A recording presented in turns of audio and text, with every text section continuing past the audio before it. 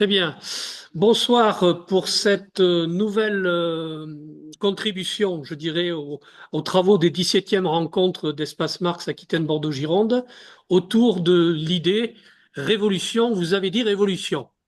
Je vais passer la parole à Juliette Mathieu, éditrice des éditions du Détour, qui va animer, je dirais, la contribution et qui, certes, qui fera le passage avec Baptiste Giraud, qui est maître de conférence en sciences politiques à Marseille et qui lui aussi nous exposera. Donc je passe la parole, Juliette. Bonjour, merci Dominique. Bonjour à tout le monde. On ne voit pas la salle, mais Non, c'est pas possible. On est coupé. Non, Le non, son est c'est moi coupé, qui ai Juliette. coupé. Ah, pardon, j'ai Ah, coupé Juliette, alors il me couper à moi. Oh là là là là. alors, ça y est, Là, vous c'est bon. c'est m'entendez? bon, ouais, c'est bon. C'est Voilà, bon pour donc je toi. disais bonjour à tout le monde. Dans un premier temps, donc moi je suis éditrice aux éditions du Détour qui sont basées à Bordeaux et on publie des sciences humaines et j'ai le plaisir donc d'entamer cet exposé, de vous présenter cet exposé mené par Baptiste Giraud qui est alors on ne sait pas où il est, mais qui en tout cas vit et travaille à l'université Aix-Marseille, enfin ne vit pas à Moi, je l'université. ne vis pas à l'université, donc. Exactement. Donc, Baptiste Giraud, tu es maître de conférence en sciences politiques à l'Université d'Aix-Marseille, membre du laboratoire d'économie et de sociologie du travail, autrement dit le LEST. Et on peut dire, pour résumer ton travail, que tu es spécialiste de la grève et du syndicalisme en France. Tu es l'auteur de très nombreux ouvrages sur le sujet. Je me limiterai à citer les deux qui sont parus cette année, sauf erreur de ma part. Donc, il y a d'abord un ouvrage qui s'appelle Le dialogue social sous contrôle avec Jérôme Pellis, paru au PUF, dans lequel, si je ne me trompe pas non plus, tu dénonces avec ton co-auteur la manière dont l'État et les patrons, depuis les années 2000, sous prétexte de promotion et de réorganisation du dialogue social, contribuent en fait à le faire taire ou à en contraindre les formes avec une instrumentalisation politique et managériale des dispositifs de dialogue social. Et l'autre livre paru cette année, c'est Réapprendre à faire grève, la lutte syndicale à l'ère du précariat, que voici là, paru lui aussi au PUF, et qui est celui qui nous intéresse aujourd'hui, puisque je pense que ton exposé est basé sur ce titre. Et je ne peux pas résister au plaisir de t'expliquer à toi-même ton propre livre pour ouvrir cette séance. Pour résumer, tu as travaillé pendant plusieurs années sur un terrain qui était une structure territoriale de la CGT dans une branche qui n'a pas une grande tradition de grève syndicale, qui est la branche des services, et qui par ailleurs a pour particularité d'être composée de salariés, hommes et femmes, souvent d'origine africaine ou plutôt précaires, ayant des contrats de travail, en tout cas extrêmement précaires, ce qui ne facilite pas leur propension à mener des grèves. Voilà. Et c'est à partir de ce travail-là que tu vas nous parler aujourd'hui. Oui, tout à fait. Merci, Juliette. Bon, juste puisque tu en as parlé, j'en dis juste un petit mot. Celui-ci, c'est un travail collectif, en fait, hein. On l'a dirigé avec Jérôme. C'est un tout petit livre, je le dis. C'est une petite collection au PUF qui a vocation à vulgariser tout un ensemble de recherches. Et là, on a sollicité tout un ensemble de collègues spécialistes des relations professionnelles pour proposer une analyse, alors pas dénoncée, mais une analyse critique, en tout cas, des réformes du dialogue social en cours. Et effectivement, comme tu l'as dit, montrer la logique qu'il y avait à instrumentaliser politiquement et pour les directions, les dispositifs de la négociation collective. Mais effectivement, c'est plutôt donc de mon ouvrage personnel dont je vais vous parler, Réapprendre à faire grève, qui est paru cette année, mais qui repose sur la revisite d'un terrain qui est ancien maintenant pour moi. C'est un terrain d'enquête que j'ai mené pendant ma thèse de doctorat pour plein de raisons. J'ai vraiment jamais vraiment eu le temps de l'exploiter et donc j'ai mis à profit un temps de délégation CNRS, donc c'est-à-dire pour les non initiés, des années où nous sommes dispensés de cours, pour prendre le temps d'écrire cet ouvrage. Donc il repose sur 2 années d'enquête par immersion au quotidien, presque, dans les locaux de l'Union syndicale du commerce et des services de Paris, donc qui dépend de la Fédération du commerce et des services de la CGT.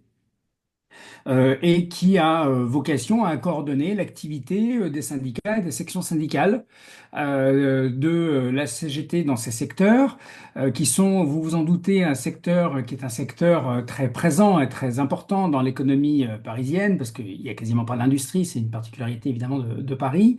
Donc c'est quasiment 2 millions d'emplois qui sont couverts par cette union syndicale. Et le titre ne doit pas induire en erreur. Il ne s'agit pas de proposer un manuel de méthode de la grève qu'il suffirait d'appliquer tel quel dans la situation, mais bien de proposer une analyse sociologique des obstacles à la diffusion de la grève dans ces secteurs qui concentrent aujourd'hui l'essentiel des travailleurs précaires, des travailleurs ouvriers et employés précaires. Simplement, juste pour préciser par rapport à ce que tu as dit, c'est pas forcément la précarité ne doit pas simplement s'entendre du point de vue des contrats de travail. Bien sûr, c'est des secteurs qui sont caractérisés par une forte propension du recours à des CDD ou à du temps de travail partiel contraint. Mais la précarité, elle se mesure aussi à la précarité salariale, qui est très, très forte. Dans ces secteurs, on a quand même une grande partie des salariés qui sont tout juste rémunérés au minima légaux et conventionnels, donc au niveau du SMIC concrètement. Et puis, cette précarité salariale, elle se cumule avec d'autres formes de précarité sociale, le mal logement, l'éloignement, le grand éloignement pour ces salariés qui travaillent dans Paris mais qui en vivent très éloignés, compte tenu évidemment des loyers faramineux dans la capitale, etc. Beaucoup de femmes parmi ces salariés et beaucoup de femmes seules avec enfants qui rajoutent. Et la précarité, et tu l'as dit aussi, on s'y attend, mais beaucoup de salariés euh, immigrés et pour une partie d'entre eux en situation irrégulière sur le territoire, donc ce qui évidemment contribue à renforcer leur précarité sur le marché du travail. Et ces secteurs se caractérisent donc à la fois par la concentration d'une main-d'œuvre précaire, moi ce que j'ai appelé le nouveau prolétariat des services, on pourrait dire le nouveau prolétariat français, et selon un paradoxe, en tout cas en vertu d'un paradoxe sociologique et politique déjà bien documenté et assez connu et enquêté en sociologie politique, eh bien, le paradoxe, c'est que c'est a priori les travailleuses et les travailleurs qui auraient le plus de bonnes raisons à se mettre en grève, compte tenu de leur précarité salariale, compte tenu de leur précarité dans l'emploi, compte tenu de la dégradation, du caractère très dégradé, excusez-moi, de leurs conditions de travail. Eh bien, c'est paradoxalement ces travailleuses et ces travailleurs qui ont une plus faible propension à se mettre en grève que d'autres travailleuses et travailleurs. Alors du coup, moi, ça m'intéresse de travailler sur ces configurations salariales-là, parce que d'abord, ça permet de contourner l'image sempiternelle de la grève, de la France, pays de la grève, culture de la grève en permanence, etc. C'est une bonne manière justement de déconstruire cette idée reçue. Je reviens notamment dans l'ouvrage sur le témoignage, ou en tout cas le récit de certains même permanents de la CFDT qui sont, entre guillemets, les premiers à se désoler de la dureté des relations de travail et des relations sociales dans ce secteur professionnel et qui, en gros, se désolent du fait qu'il est impossible pour eux d'incarner le syndicalisme de dialogue social qu'ils aspirent à porter, compte tenu qu'ils font face à un patronat bien peu enclin et disposé à négocier. Et donc, eux-mêmes admettent, alors plutôt à leur corps défendant, qu'il faut d'abord passer par du rapport de force pour construire du dialogue social dans ces entreprises. Et donc, moi, ce qui m'intéresse par rapport à toute la vulgate, à toutes les représentations médiatiques, politiques dominantes qui ont plutôt tendance à stigmatiser la propension des syndicalistes français à faire grève, ben, c'est de renverser le questionnement et de dire, mais en fait, le problème, c'est pas tant qu'il y a trop de grèves, c'est dans ces secteurs, le problème est sans doute l'inverse. Le problème est sans doute qu'il n'y a pas assez de grèves. Et si on prend les statistiques des grèves, bon, il y a quand même deux tendances très, très nettes qui se dessinent ces 30 dernières années. C'est une tendance à la baisse généralisée des grèves qui se vérifie dans tous les secteurs, qui se vérifie de deux points de vue complémentaires. D'ailleurs, une baisse de la fréquence des grèves et une baisse de la participation aux grèves lorsqu'elles sont déclenchées. Et puis, deuxième tendance très nette qui se dessine à travers ces statistiques, c'est que les grèves restent très localisées dans certains segments du salariat, plutôt ce que nous on appelle les classes populaires stabilisées, du public, du privé. Donc dans le privé, on va les retrouver surtout. Donc dans le public, c'est les fonctionnaires, c'est les travailleurs et travailleuses des entreprises publiques. Et dans le privé, on va les retrouver surtout parmi les salariés en CDI des grandes entreprises, et notamment des grandes entreprises industrielles, dans lesquelles il y a une tradition syndicale, un syndicalisme qui s'affaiblit, mais qui quand même a encore les capacités de se reproduire et d'entretenir une habitude de la grève, une pratique de la grève dans les conflits du travail. Alors, en revanche, dans les secteurs du commerce et des services, je l'ai dit, donc, une intensité des grèves limitée. Pour autant, c'est l'autre parti pris, en tout cas, je dirais, de l'ouvrage par rapport au questionnement militant, là, plus que par rapport au questionnement académique, c'est de déconstruire aussi certaines représentations militantes qui peuvent se faire autour de l'idée que s'il y a moins de grèves, s'il y a peu de grèves, ça serait le symptôme soit d'une plus grande docilité des salariés, soit du fait qu'ils seraient devenus plus individualistes. C'est un discours que moi j'entends quand même beaucoup dans mes activités d'enseignement parce que j'en réalise une partie ici à Marseille auprès de l'Institut régional du travail qui accueille des syndicalistes de toutes organisations en formation. Et bon, quand la question vient en formation, souvent on entend les militants déplorer le fait que les salariés sont démobilisés, que il n'y a plus de capacité à mobiliser les salariés. Ah bon, en réalité, lorsqu'on regarde les choses, c'est un peu un des fils directeurs de mon ouvrage, c'est de montrer, alors bien sûr, si le capitalisme et ces nouvelles formes de capitalisme, ce que j'appelle ces nouvelles formes de capitalisme des services fonctionnent, c'est parce qu'elles trouvent pour partie une main-d'œuvre disposée à accepter ce type d'emploi, non seulement à les accepter, mais même à s'en satisfaire. Je donnerai juste un exemple parmi d'autres que je donne dans l'ouvrage. Des jeunes salariés de la restauration rapide qui sont lycéens, qui sont étudiants, qui prennent des emplois que les syndicalistes qualifieraient de très précaires, mais qui, eux, ne le vivent absolument pas comme des emplois précaires. Ils le voient plutôt comme une opportunité d'avoir une première expérience professionnelle, de se faire un peu d'argent de poche, etc. Alors évidemment, ça s'explique par le fait que ce sont des jeunes salariés qui vivent généralement encore chez leurs parents, qui sont en tout début de carrière professionnelle, qui ne se projettent pas du tout durablement dans ces emplois, etc., etc. Mais c'est une bonne illustration du décalage qu'il peut y avoir entre la manière dont certains emplois peuvent être étiquetés, perçus comme le symptôme d'une précarisation généralisée des travailleurs et les conditions qui font que ces directions d'entreprise peuvent trouver une main-d'œuvre tout à fait disposée à accepter ce type d'emploi. Pour autant, Pardon, excuse-moi, je t'interromps sur cette question parce oui. que donc tu cherches aussi à montrer que le cliché d'un individualisme des travailleurs ne serait pas tout à fait vrai, mais ce que tu viens de dire tend à presque le contredire, c'est-à-dire qu'il y a aussi un opportunisme du précariat? Non, c'est pas un opportunisme, c'est juste un ajustement des attentes d'une partie des salariés avec le type d'emploi qu'il leur est proposé. D'accord. C'est un symptôme aussi d'une transformation du salariat, du fait que l'allongement des études, et moi j'ai beaucoup d'étudiants qui sont dans cette situation-là, qui sont obligés de se salarier pour faire leurs études, ben, sont plus disposés évidemment que des salariés plus âgés, durablement entrés dans leur carrière professionnelle, à accepter. Et par ailleurs, puisque tu m'interroges sur cette question-là, ben, je montre justement alors que dans cette entreprise, il va y avoir une grève qui va se déclencher et qui montre au contraire qu'il n'y a pas du tout d'individualisme dans ce collectif de travail. C'est au contraire un collectif de travail très soudé, très, très, très cohérent, très solidaire entre lui. Alors habituellement, cette solidarité, elle se fait en lien avec le manager.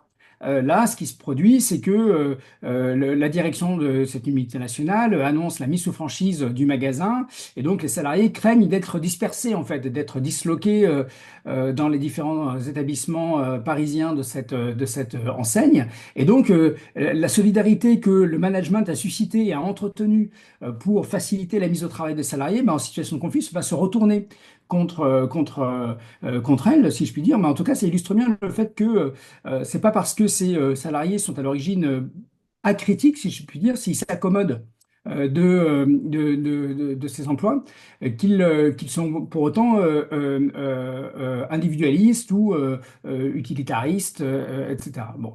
Et puis surtout, un deuxième fil directeur de l'ouvrage, c'est de montrer que dans les situations où il n'y a pas de grève, ces situations-là ne signifient pas, de manière implicite, qu'il y a adhésion des salariés à l'ordre patronal, à l'ordre capitaliste dans ces entreprises. Au contraire, on perçoit dans ces entreprises plein de formes de ce qu'on pourrait appeler des formes de conflictualité souterraine, plein de formes de résistance, plus ou moins individuelles, plus ou moins organisées, plus ou moins morales, aux formes très despotiques du pouvoir patronal qui s'exerce dans ces entreprises. C'est quand même une caractéristique forte qu'on a pu faire ressortir à travers d'autres enquêtes préalablement que dans ce secteur, à la différence d'autres secteurs où le management va être entre guillemets plus participatif, où les salariés ont plus d'autonomie au travail, où les directions ont l'habitude, ou en tout cas ont intériorisé la nécessité de faire avec la présence de représentants syndicaux bien ancrés, qui tiennent efficacement leur rôle et donc à rechercher des compromis avec eux. Ce qui caractérise quand même massivement ces entreprises du commerce et des services, c'est que soit on a des toutes petites structures qui sont caractérisées par une forme de néopaternalisme, un pouvoir patronal que je qualifie moi de despotique dans la lignée de Michael Burawoy, le socialiste, pas le socialiste, il est socialiste, mais le sociologue marxiste américain. Donc on a vraiment une forme de despotique du pouvoir, ou alors dans des grandes entreprises, un management très coercitif. Un encadrement très strict. Bon, l'incarnation ultime, j'allais dire, de ce modèle d'organisation du travail et de management, c'est Amazon, dont on a beaucoup parlé. Mais donc les salariés, et j'essaye de déconstruire un peu cette vision aussi parfois misérabiliste qu'on peut avoir de ces travailleurs, dans ces secteurs, les grèves sont rares, mais ces salariés ne sont pas forcément dociles et opposent des formes d'insubordination, d'indocilité au travail. Une des illustrations de cela, c'est le très fort turnover qui caractérise ces collectifs de travail. D'autres collègues ont montré, notamment dans le secteur de la logistique, que le turnover est permanent dans ces collectifs de travail. Les salariés ne restent pas et on entend d'ailleurs souvent le patronat se plaindre de la difficulté à trouver, à recruter des salariés, à fidéliser des salariés, mais précisément parce que les salariés opposent des formes de résistance à la condition de travailleurs qui leur est imposée dans ces secteurs. Et en même Excuse-moi, temps, du coup, je t'interromps à nouveau sur cette question. Un des choses que j'ai trouvé très intéressante dans ton livre, c'est de rappeler en fait très simplement la dureté du patronat qu'on a tendance peut-être à oublier en fait en France, en particulier dans ces secteurs de services où, enfin moi, je n'avais pas conscience en fait d'un tel niveau zéro en fait du dialogue social en fait. Est-ce que c'est vraiment propre à ce milieu du service ou est-ce qu'on veut ignorer cette dureté? en tout cas, c'est vraiment un trait distinctif, on va dire, de ces secteurs-là. On peut dire que toutes les enquêtes, elles montrent sur le monde du travail qu'il y a une tendance générale au durcissement des conditions de travail, et à l'intensification de l'organisation du travail et à l'intensification des procédures de contrôle des travailleurs dans la réalisation de leur activité professionnelle. Bon, on est bien placé à l'université pour le vérifier, même si on est loin d'être les plus mal lotis. En revanche, bon, il y a quand même des degrés, des évolutions, enfin des configurations, ce qu'on appelle nous des configurations socioproductives assez différentes. Là, je renvoie à un livre précédent qu'on a sorti avec ma collègue Camille Signoretto sur la crise du compromis salarial. Bon, ça serait long, mais disons que la dureté de la politique patronale elle est une caractéristique de ces entreprises qui ont recours à des main-d'œuvre peu qualifiées, ce qu'on appelle nous des main-d'œuvre interchangeables. Donc, bon, c'est la différence par rapport aux ouvriers ou aux salariés, aux travailleurs plus qualifiés, ou même les cadres, ingénieurs, techniciens. Dans ces configurations d'emploi-là, les directions ont quand même un souci, un enjeu qui est celui de fidéliser une main-d'œuvre très qualifiée, difficile à remplacer, ou en tout cas chère à former. On prend les choses un petit peu comme on veut. Et donc, il y a un intérêt à rechercher des compromis avec les salariés, avec les syndicats lorsqu'ils sont présents, et c'est d'autant plus vrai lorsque dans ces entreprises, même si le syndicalisme est affaibli, il a une réelle capacité, une habitude, un savoir-faire dans l'organisation de la mobilisation des salariés. Bon, dans les secteurs où on est, et donc ça m'amène à l'objet de mon livre, donc toute la réflexion, c'est de se dire, en fait, finalement, qu'est-ce qui rend difficile le passage de ces formes de résistance morale, informelle, inorganisée, à des résistances, pour faire le lien directement avec la thématique du colloque, à des résistances plus collectives et subversives de contestation de l'ordre capitaliste. Ces obstacles, ils sont essentiellement de deux ordres, pour faire les choses de manière très schématique. Ils sont évidemment le produit des transformations du capitalisme et de la condition salariale des travailleurs dans ces secteurs, c'est-à-dire, on l'a dit, leur précarité dans l'emploi, leur précarité salariale. Bon, qui fait d'abord que pour cette raison-là, la grève peut être perçue, enfin, est généralement perçue comme une modalité d'action coûteuse, précisément pour des salariés aux revenus très modestes. Deuxième élément, comme on a déjà insisté sur ce point-là, compte tenu de la dureté des relations, avec les directions. Compte tenu de la faible présence des syndicats, il faut quand même que je précise que dans notre enquête précédente, on rappelle que dans 60% des établissements du privé de plus de 10 salariés, il n'y a aucune présence syndicale. Donc les syndicats, pour le dire autrement, ne sont présents que dans 40% des entreprises de plus de 10 salariés et ils sont globalement très faibles, inexistants ou très faibles dans les petites entreprises. Alors les petites entreprises, elles sont surreprésentées dans le commerce et dans les services. Et donc, et lorsque les syndicats sont présents, ils sont faibles. Bon, et donc ça veut dire que concrètement, le syndicalisme n'apparaît pas forcément comme un recours ou un rempart ou un agent de protection efficace face aux stratégies de répression syndicale. Et donc évidemment, entrer en grève peut être perçu comme un acte risqué pour ses salariés et pour ses militants. Bon. J'ajoute deux autres éléments très importants. Le premier, c'est que les collectifs de travail ne se structurent pas du tout de la même manière dans ces secteurs qu'ils ne se structurent, ou en tout cas qu'ils ne se structuraient jusqu'à récemment dans les grandes entreprises du secteur industriel ou dans le secteur public. Concrètement, ça veut dire qu'on a affaire soit à des tout petits collectifs de travail, qui sont pris donc dans des rapports de domination qu'on appelle nous personnalisés avec l'employeur, donc ce qui rend d'autant plus difficile l'entrée en conflit avec l'employeur. Beaucoup d'autres enquêtes ont montré qu'en gros, dans ces petites entreprises, lorsqu'il y a conflit, ça se traduit par la démission et la saisine des prud'hommes, mais rarement par un conflit sur l'organisation du lieu de travail. Deuxièmement, soit il y a des grandes entreprises, mais avec des collectifs de travail très segmentés. Exemple typique, les agents de sécurité. Généralement, ils travaillent pour des grandes boîtes. Mais par contre, ils sont totalement dispersés et donc le collectif de travail, il est ce qu'on appelle nous flottant. Enfin, il n'existe pas, ils ne se connaissent pas, il y a peu de liens de solidarité et très concrètement, pour des syndicalistes, très difficile de s'adresser tout simplement à l'ensemble des salariés concernés ou bien des collectifs de travail très segmentés parce que constitués d'une multitude de salariés au statut très différent. C'est le cas dans la grande distribution qui fait appel à un recours massif aux salariés, aux jeunes salariés par exemple pour travailler le week-end. Ou bien, dans un des exemples que j'étudie, une grande enseigne de prêt-à-porter, mais avec des ouvriers de l'entrepôt qui ne côtoient jamais des salariés des boutiques, qui eux-mêmes sont employés selon des statuts et selon des modalités de rémunération très différentes, puisque les salariés des boutiques sont payés essentiellement avec des performances à la vente, là où les ouvriers de l'entrepôt ont un salaire fixe ou des primes à la performance, mais en tout cas, ce n'est pas directement indexé à la vente. Donc, bref, il y a une segmentation qui évidemment entrave la capacité à organiser pour les syndicalistes des mobilisations collectives. Et puis il y a un deuxième changement que donnent à voir ces secteurs-là, c'est un changement sur le profil des adhérents et des militants qui rejoignent les syndicats, y compris un syndicat donc comme la CGT. Grosso modo, c'est une tendance qu'on connaît hein, à travers beaucoup d'autres travaux à la dépolitisation du syndicalisme, donc qui ne tient pas au syndicalisme lui-même, mais qui tient aux transformations du contexte politique du syndicalisme, c'est-à-dire que très concrètement, dans cette union syndicale, on retrouve beaucoup de militants qui n'ont pas eu du tout de socialisation militante et encore moins de socialisation politique au syndicalisme préalable, comme on pouvait en trouver dans beaucoup d'autres structures, notamment de la CGT, mais c'était aussi vrai auparavant à l'intérieur de la CFDT.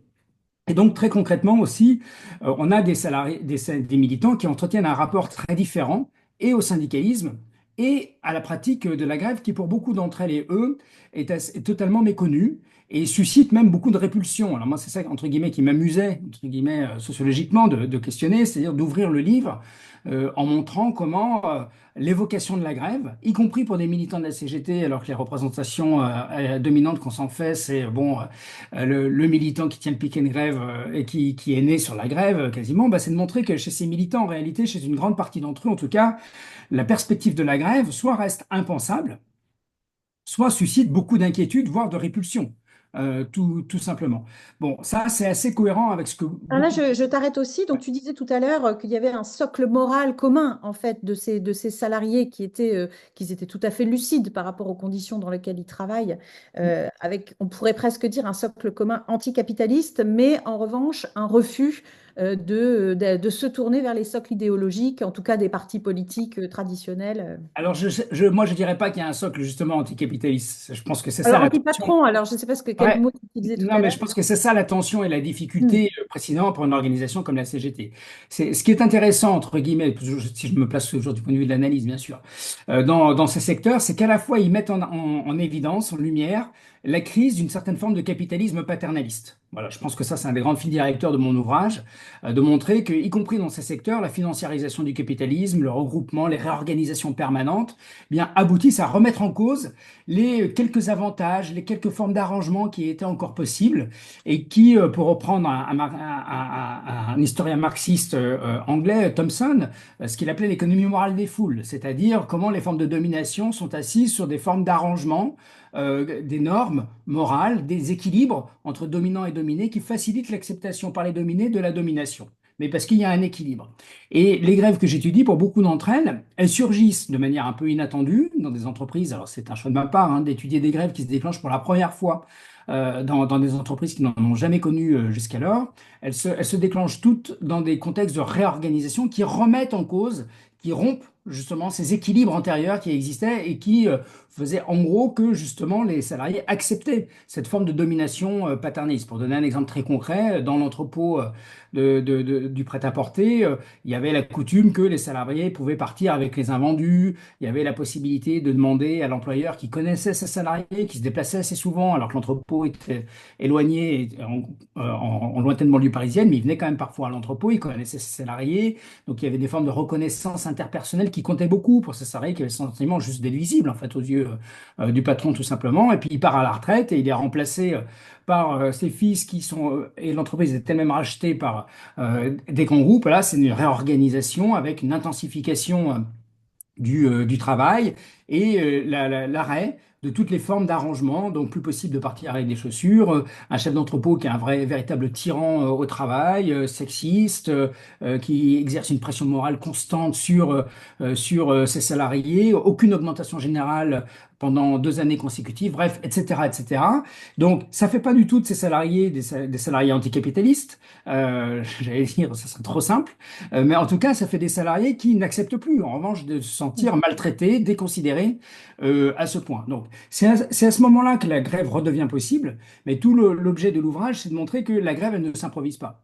Et que l'intégration de ces salariés et de ces militants dans le syndicalisme de la CGT, leur acculturation à la pratique de la grève, elle implique, pardon, un travail militant de longue haleine pour faciliter l'apprentissage à la fois pratique et théorique de la grève. Et donc, c'est un petit peu tout, enfin, c'est pas un petit peu, c'est complètement l'objet de mon ouvrage, de cerner à la fois les ressorts de ce travail militant syndical, d'apprentissage de la grève, de formation à un syndicalisme de lutte et aux pratiques de la lutte syndicale de militants et d'adhérents qui en sont peu familiers pour en faire ensuite des relais de leur entreprise, mais de montrer aussi les limites que ce travail syndical rencontre. Alors, moi, je préférerais après laisser la place aux questions. Je prends juste 10 minutes pour dire un petit peu les Oui, oui, principaux c'est éléments important, ouais.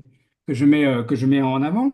Dans une première partie de l'ouvrage, je montre d'abord, j'allais dire, tout le travail syndical de formation des consciences militantes euh, vis-à-vis d'adhérents et de militants qui viennent à la CGT, non pas parce qu'ils veulent faire la révolution, mais d'abord parce qu'ils cherchent une protection face au despotisme patronal qu'ils subissent dans leur entreprise. Et le rapport au syndicalisme, alors d'abord, ça, je pense que pour les militants qui m'écoutent, ils connaissent cette situation-là.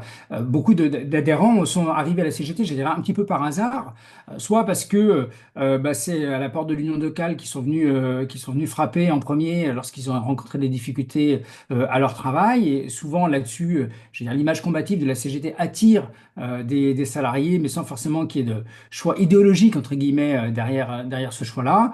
Et puis souvent aussi, on adhère à un syndicat parce que les collègues qu'on a rencontrés au travail sont eux-mêmes militants et ils militent dans ce syndicat. Et on a confiance en eux et, entre guillemets, on les suit. Et le travail de conviction idéologique, il vient souvent dans un second temps. Bon. Et dans ce secteur, moi, ce qui m'a beaucoup frappé au moment, enfin, pendant ces 2 années d'enquête, c'est que le rapport au syndicalisme, il se construit d'abord sur le mode d'un rapport au droit. Le syndicalisme est d'abord perçu comme un levier d'accès au droit, à la fois pour connaître ses droits et pour avoir des ressources, des connaissances qui permettent, et un soutien militant qui permet de faire appliquer le droit. Dans un secteur, et là aussi je pense que c'est important d'avoir la mise en contexte, de mettre ça en perspective avec le contexte, dans un contexte où ce qui caractérise ces entreprises, c'est la récurrence, la fréquence des illégalismes patronaux. Et donc, faire appliquer le droit, j'allais dire, c'est déjà une première victoire syndicale dans ces secteurs. Je mentionne aussi que donc, cette union syndicale, elle est animée par 3 permanents. L'un des principaux, les 2 principales activités que réalisent ces permanents, c'est du soutien juridique pour les adhérents et les militants qui rencontrent des difficultés dans leur entreprise, notamment constituer des dossiers pour les prud'hommes.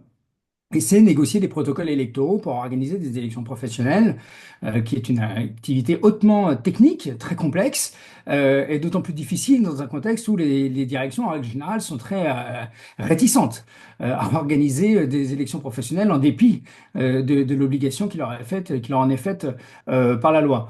Bon. Et l'autre activité, c'est tout un travail de formation dans les stages d'initiation aux mandats syndicaux. Et ces stages, ils sont d'abord des stages d'apprentissage des règles de droit qui structurent le fonctionnement de ces instances de représentation du personnel et qui consistent à informer les représentants de leurs droits. Alors, ce travail d'apprentissage du droit, il ne s'oppose pas au travail d'apprentissage de la grève. J'insiste là-dessus. Dans la CGT, très clairement, le droit n'est pas du tout une fin en soi, hein. Mais ce travail qu'on pourrait dire d'assistance individuelle, de formation juridique des représentants du personnel, des nouveaux militants, il est un préalable nécessaire pour faciliter l'engagement des représentants dans l'exercice de leur mandat et aussi pour créer des liens de confiance entre permanents et militants. Ce travail d'acculturation et d'intégration dans le syndicat, il passe aussi à l'intérieur de cette union syndicale, bien par la multiplication des espaces de sociabilité militante, d'échanges, de rencontres entre militants, qui sont l'occasion d'abord de développer des liens d'interconnaissance entre militants de différentes entreprises, et qui sont aussi l'occasion de faire connaître les conflits, les grèves qui se déroulent ailleurs. La culture de l'exemple, elle est très importante dans ces secteurs-là. Bon, c'est le rôle dévolu notamment à la presse syndicale aussi, notamment à la presse de la CGT, qui s'évertue à faire connaître les conflits qui sont déclenchés à droite, à gauche, et de faire faire la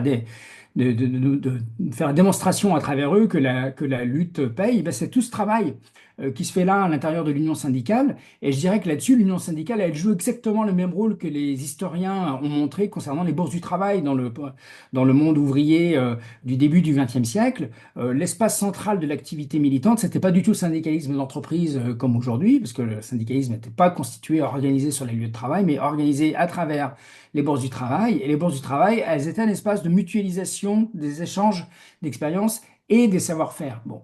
Et j'insiste là-dessus, alors, parce que pour moi, c'est un enjeu important à la fois d'un point de vue académique et d'un point de vue politique, de montrer aussi très concrètement ce que se mettre en grève implique comme apprentissage de savoir-faire militant concret.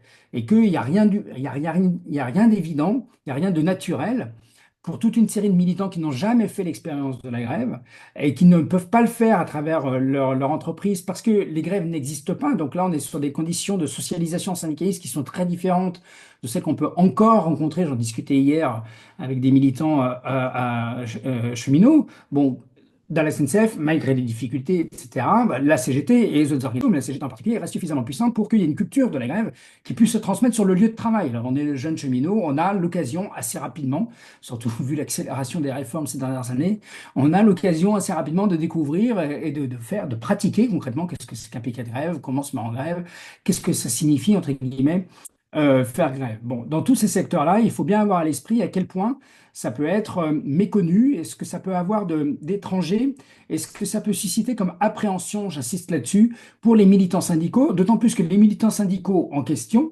qui sont des novices de l'action syndicale, bah, anticipent le fait que si grève il y a dans leur entreprise, ce sera à eux de la porter, à eux de l'organiser, à eux d'être en gros les porte-parole, ce que nous on appelle les entrepreneurs de la grève. Et donc, ce que j'essaie de montrer, c'est à quel point ça les fait hésiter aussi à s'engager dans ce type de conflit, parce qu'ils se disent, ça va être à moi après d'assumer le conflit. Et ils savent aussi, même s'ils n'en ont pas fait l'expérience, mais ils connaissent pour le coup leur direction, ils savent aussi que la direction ne lâchera rien tout de suite, hein. Donc il y a aussi toute cette difficulté-là. Et donc, le rôle du syndicat, c'est un peu l'objet de ce que je montre dans la deuxième partie. C'est tout un travail d'abord de réassurance aussi, d'accompagnement de ces militants, de ces salariés, y compris pour beaucoup de conflits, des conflits qui ne sont pas à l'origine décidés par le syndicat. Bon, là aussi, c'est une autre idée préconçue que j'essaie de déconstruire, bon, parfois on entend dire, enfin, on a le sentiment parfois que c'est Sophie Binet qui pilote toutes les grèves en France et qui déciderait depuis Montreuil où et quand se mettre en grève. Bon, la réalité des unions locales et de cette union syndicale, c'est qu'il y a à la fois un travail très volontariste des permanents pour impulser des mobilisations, ça c'est très net, c'est très clair. Je montre toutes les difficultés qu'ils rencontrent en particulier pour fédérer, pour mobiliser les militants à l'occasion des journées interprofessionnelles ou à l'occasion des journées professionnelles. Je montre aussi, là aussi, par rapport à un autre débat militant récurrent, l'importance en fait de ces journées d'action interprofessionnelles qui sont souvent stigmatisées, critiquées pour leur caractère rituel. Certes, elles ont un caractère rituel, mais d'un point de vue sociologique, bah, le rite, c'est très important. C'est d'ailleurs Durkheim, il l'a montré, toutes les sociétés sont fondées sur du rite. Eh bien, la grève est effectivement un rite syndical, mais qui a son importance, c'est qu'elle permet justement de maintenir une habitude de la grève. Elle permet aussi d'initier beaucoup de ces jeunes, de ces nouveaux militants, pas forcément des jeunes, ces nouveaux militants à la pratique de la grève. J'ai notamment, je fais le portrait d'une militante qui adhère à la CGT au moment des 35 heures. Avant, elle était déléguée du personnel non syndiqué. Elle avait en horreur la syndicat. Pour eux, c'était des emmerdeurs, ceux qui bloquent le pays, etc. Et puis, elle découvre tout ce que le syndicat lui apporte et elle découvre ses droits au fur et à mesure qu'elle se familiarise avec l'univers des militants de la CGT, jusqu'à ce qu'elle découvre la pratique de la manifestation à la faveur des mobilisations de 2003 contre les retraites. Elle n'avait jamais participé à une manif de sa vie. Et c'est l'extase, elle a adoré, elle a trouvé ça génial d'être avec d'autres militants, bref. Mais parce qu'elle n'avait jamais eu l'occasion jusqu'alors d'être initiée à ce type de mobilisation. Et donc, je montre que dans ce secteur, ben, organiser des journées d'action, évidemment, les dirigeants de la CGT sont suffisamment lucides pour savoir que des journées d'action dans le secteur du commerce ne suffira pas à faire plier le MEDEF sur les revendications, mais c'est l'occasion de mobiliser des militants qui n'ont pas forcément l'habitude de beaucoup se mobiliser, de maintenir du lien et de donner une expérience de la grève. Et dans les 5 minutes qui me restent, dans la deuxième partie de l'ouvrage, donc là, j'étudie des grèves très longues, alors qui sont exceptionnelles. Dans la première partie de l'ouvrage, j'insiste surtout sur des formes de grèves très courtes, des débrayages, hein, qui peuvent être très efficaces, mais qui sont aussi la démonstration de la nécessité pour le syndicat de s'adapter dans les formes de grève.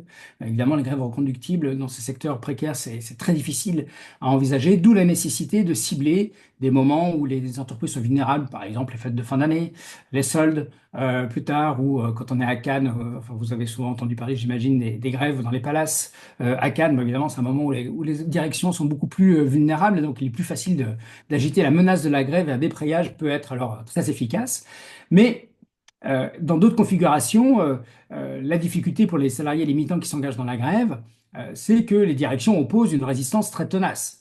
Bon, ça, c'est ce que j'ai pu observer dans d'autres terrains d'enquête, lorsque je suis allé suivre des DRH en formation sur la gestion des conflits. C'est ce qu'on leur apprend, hein. Là où il n'y a pas de grève, eh ben, il faut surtout pas céder, il ne faut surtout pas créer de précédents, et donc il faut tenir. En gros, on leur dit, la grève, ça use, il faut user, quoi. Il faut user, il faut décourager les grévistes, et surtout qu'ils n'aient plus du tout envie, ne pas les inciter à recommencer. Et donc, il y a une véritable enjeu idéologique, en fait, qui s'engage entre le syndicat, une fois que la grève est engagée, qui doit impérativement trouver une issue favorable, ou en tout cas un compromis qui permette de faire la démonstration à des salariés et aux militants que bah, la grève reste utile, et le patronat qui a au contraire tout intérêt évidemment à faire durer, à opter pour des stratégies d'enlisement du conflit, dans des configurations, c'est un autre point important, où ces salariés, ces grévistes se retrouvent très isolés dans leur grève. Il y a un paradoxe. Les collectifs de travail sont très solidaires, c'est des petits collectifs de travail. Une fois que la grève est enclenchée, dans les 3 cas, quasiment tous les salariés se mettent en grève. Mais par contre, ils sont très isolés au niveau de leur entreprise. Les ouvriers de l'entrepôt sont tout seuls. dans la grève. L'encadrement peut faire appel à d'autres cadres pour continuer à charger les camions. Donc l'approvisionnement des magasins est assuré. Les salariés des boutiques continuent leur travail. Dans l'hôtel, c'est une grève de femmes de chambre et d'équipiers, tous africains. La grève ne s'étend absolument pas aux autres services, donc illustre les clivages à la fois socio-ethniques qui existent à l'intérieur de cet établissement. Et même chose pour les jeunes salariés de la restauration rapide. La grève se déclenche dans un établissement, mais ne s'étend pas du tout, pardon, aux autres établissements. Donc ils sont isolés. Et par ailleurs, ce que j'essaie de montrer, c'est que ces grèves, alors, elles sont l'occasion pour les syndicalistes de socialiser, d'apprendre à ces salariés qui découvrent ce que c'est que la grève de faire grève. Donc, c'est-à-dire leur apprendre les bonnes manières de faire grève, qu'il faut tenir le piquet de grève, qu'il faut être présent, qu'il faut participer de manière active à la grève. C'est l'occasion aussi pour eux d'essayer de les amener vers d'autres revendications, pour faire le lien avec l'objet du colloque, vers des revendications plus de transformation sociale du capitalisme. Grosso modo, par exemple, les ouvriers de l'entrepôt cessent le travail pour réclamer l'intégration de la prime dans leur salaire et tout le travail des permanents tout au long de la grève, c'est de leur dire, mais vous devez surtout demander une augmentation des salaires, pas simplement une intégration de la prime. Vous devez vous battre pour obtenir plus de meilleurs salaires parce que votre entreprise génère beaucoup de bénéfices, bref, etc., etc. Et à la fois, ce travail, j'allais dire, de pédagogie militante produit certains effets pendant la grève, mais ce que je montre quand même, c'est qu'il rencontre aussi beaucoup de difficultés, c'est-à-dire une tendance très délégataire de ses salariés à s'en remettre au syndicat pour faire la grève. Donc très concrètement, sur piquet grève, assez souvent, je suis seul avec le permanent de l'UL ou de l'US. Les salariés grévistes ne sont pas là. Ils sont en grève, mais ils ne font pas grève. Ils préfèrent rester chez eux. Les jeunes salariés profitent du temps libéré pour préparer leurs examens. Et donc, le déroulement de cette grève, il est quand même très symptomatique justement du décalage qu'il peut y avoir entre la culture militante et politique que portent en règle générale les permanents syndicalistes, et notamment ceux de la CGT, et ce qu'est le rapport à la lutte syndicale de ces salariés. Hein, elles illustrent toute la difficulté qu'il peut y avoir à passer d'un mode de résistance morale à un mode de résistance plus collectif, organisé et dans la durée au patronat. Et pour terminer, en un mot, ces grèves, elles illustrent aussi finalement, elles questionnent en tout cas une organisation comme la CGT sur ses propres contradictions organisationnelles. C'est aussi pour ça que j'ai fait un peu cet ouvrage, pour au moins susciter aussi ce débat-là sur cette dimension-là. Je l'ai dit tout à l'heure, cette union syndicale, c'est trois permanents, dont en fait deux et demi, parce qu'il y en a un qui partage son mandat entre l'US et l'union départementale de Paris. Et encore, c'est une union syndicale plutôt bien dotée.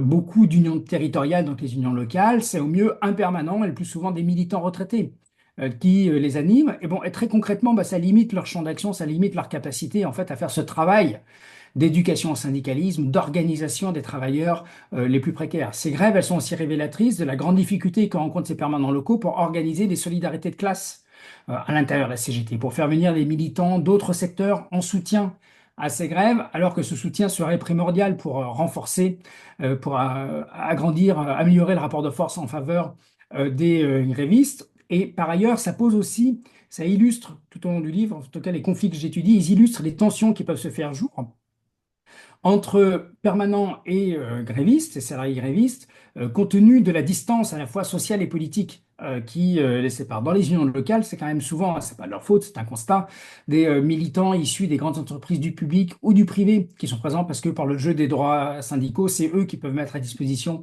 des permanents. Et donc évidemment, et par ailleurs, généralement, les unions locales, elles attirent beaucoup des militants politisés parce que c'est un lieu politique pour le syndicalisme. Donc ça fait sens par rapport à une conception politique du syndicalisme.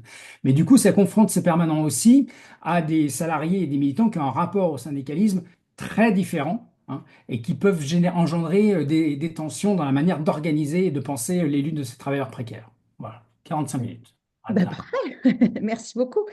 Oui, alors il y a effectivement, alors il y a beaucoup d'autres choses dans ton livre qu'on peut aborder tout de suite, enfin que je vais rapidement lister, mais tu parles aussi par exemple du rôle des médias, il y a vraiment des choses très utiles à lire là-dessus. Tu parles aussi de comment la fin de grève peut être gérée, qu'est-ce qu'elle apporte aux salariés, etc.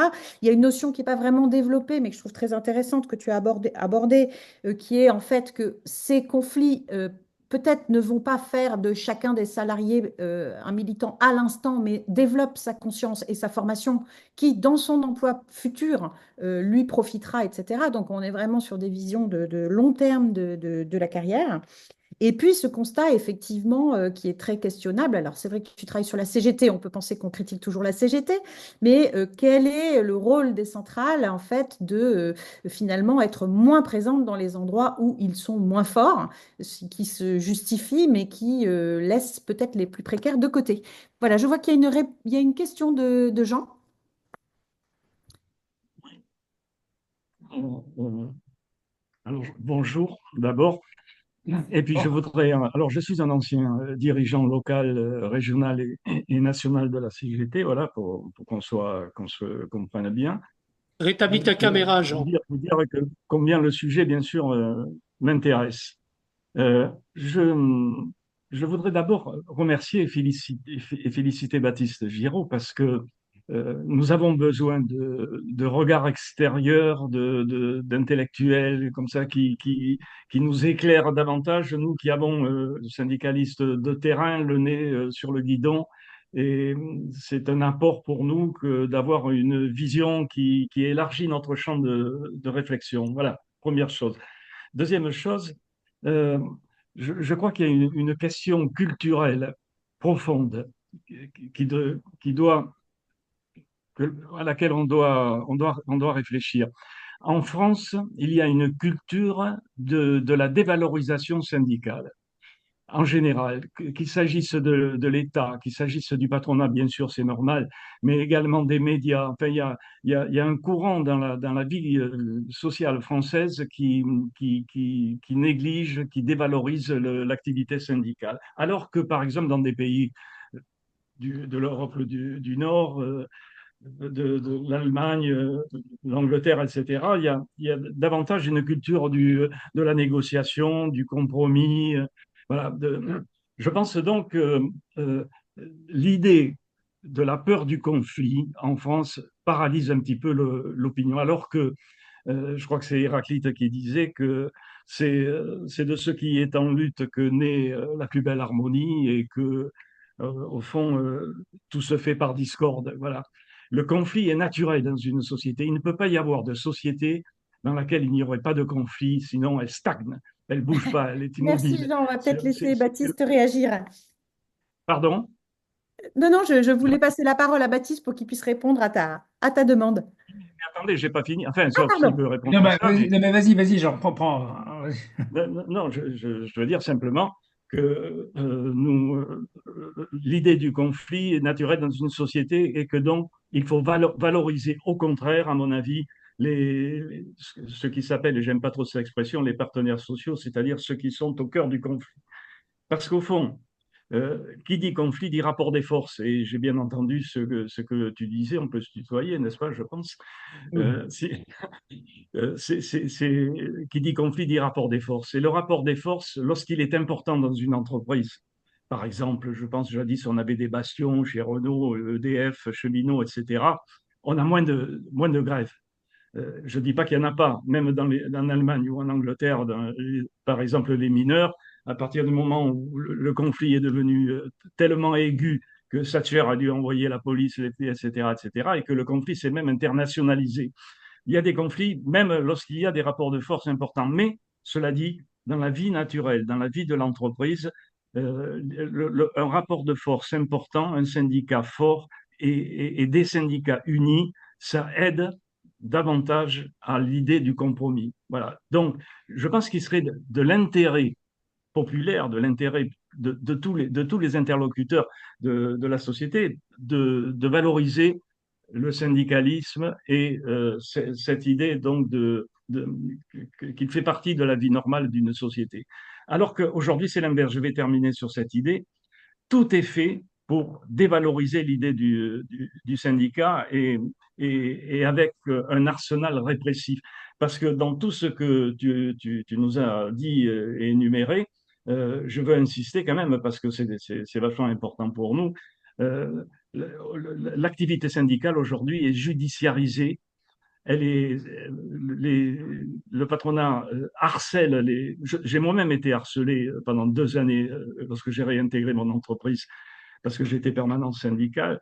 L'activité syndicale est pénalisée.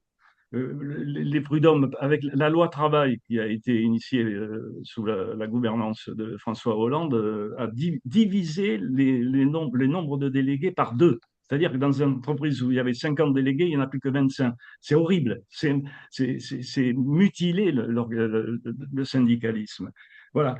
Et donc, je dis que le syndicalisme dans une société est essentiel à la vie de la société. C'est une école de vie. C'est une école de fraternité, c'est une école de solidarité. Il fait progresser l'individu vers le collectif. Et donc, voilà, je plaide pour la valorisation du syndicalisme. C'est tout ce que je voulais dire.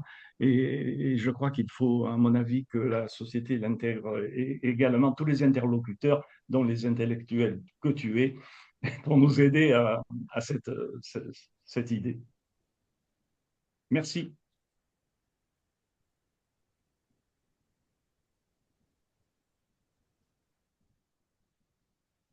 Je crois qu'il y a Sophie qui me donne la parole. Ah oui, oui, bien sûr, allez-y, hein. Je croyais que tu voulais intervenir, Ah ben, Baptista. je préfère laisser, puis je vais regrouper après. D'accord, ok.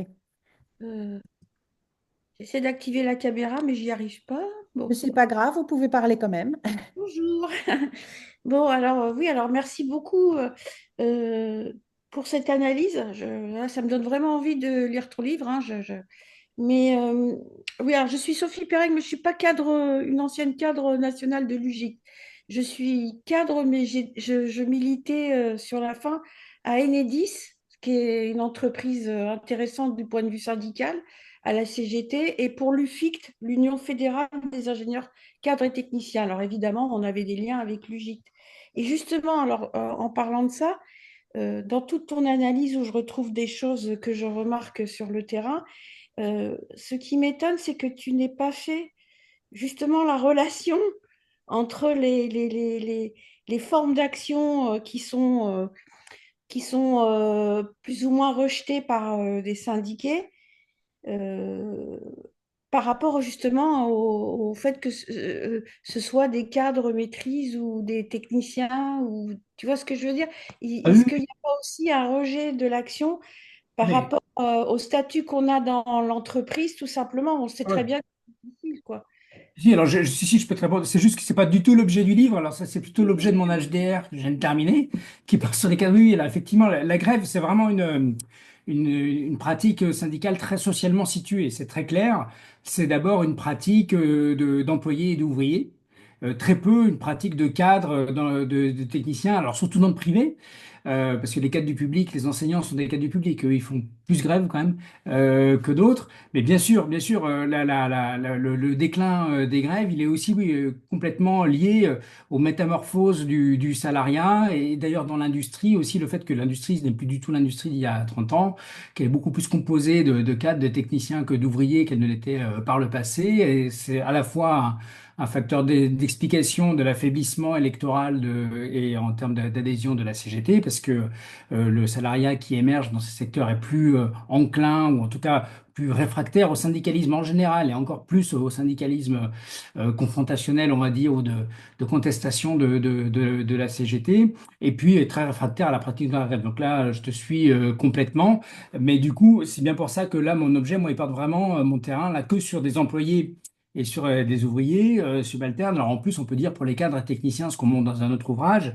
c'est qu'ils ont aussi des ressources individuelles, entre guillemets, pour négocier les conditions d'emploi, leurs conditions de rémunération, parce que c'est des salariés très qualifiés, parce qu'ils ont plus de facilité à avoir des mobilités choisies.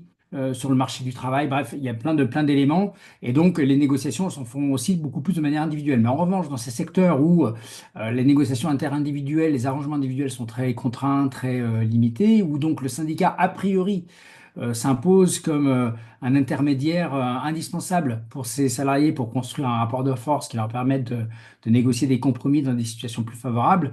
Et l'idée, c'est de comprendre justement pourquoi, malgré tout, même ces salariés-là peuvent se tenir à l'écart de ces mobilisations, ou en tout cas à quelles conditions ils sont eux-mêmes disposés à s'engager dans la grève. Et juste pour rebondir sur ce qu'a dit Jean précédemment, juste en un mot, je dirais, alors, dévalorisation du syndicalisme, en tout cas, je ne sais pas si je suivrai là-dessus. Moi, je dirais, surtout ce qui est frappant depuis 30 ans, ça c'est plutôt l'objet de notre ouvrage sur le dialogue social sous contrôle, c'est que les gouvernements successifs, depuis 30 ans, et le patronat cherchent surtout à valoriser un certain type de syndicalisme pour mieux disqualifier une autre forme de syndicalisme. Et donc, le syndicalisme de dialogue social, un syndicalisme de professionnels du dialogue social, bon, ça satisfait tout à fait les attentes d'une partie du patronat et du gouvernement. C'est ça qu'ils attendent. C'est ça la logique du CSE, hein, c'est réduire le nombre d'élus pour en faire des véritables professionnels du dialogue social dans les entreprises. Mais en revanche, ça s'est beaucoup vu aussi dans la VAE. Qu'est-ce qu'on valorise dans les acquis des expériences de syndicalisme? Ben, c'est plutôt les compétences de négociation. Mais typiquement, tout le travail militant que moi j'étudie, il est là, c'est-à-dire le travail d'organisation de l'action collective. Comment vous le valorisez dans le VAE? C'est très difficile. C'est pas du tout ce type de compétences militantes-là qui sont valorisées. Et donc, ce qu'avec d'autres collègues on essaye de défendre, de réhabiliter, c'est de dire que bah, les syndicats, certes, ils ont un rôle de représentation. Donc, si on veut le dire ainsi, on peut dire un rôle de partenaire, ok, social, mais ils ont aussi un rôle d'organisation des salariés. Et je dirais que surtout, ce qui est très difficile pour les syndicats actuellement, c'est que on est prêt à les reconnaître dans leur rôle qu'à la condition qu'ils acceptent de jouer le jeu de réforme, d'accompagner des réformes, d'être des partenaires dociles de réformes décidées par le politique et par le patronat.